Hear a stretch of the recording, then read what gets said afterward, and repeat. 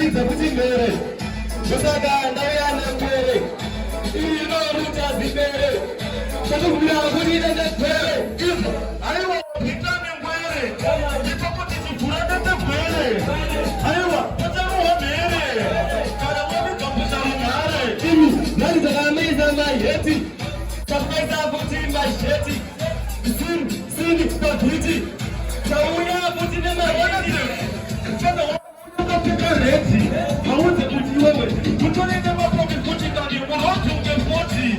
But what do you only I yet in the book? Then I get my eating. No matter what I'm not eating. But today I got a lot eating. But the number of eating. And it's a push on the pena. You don't want to put on the push in your pena. Everything in the dog on the food. Yes, I'm not saying I want blessing forever.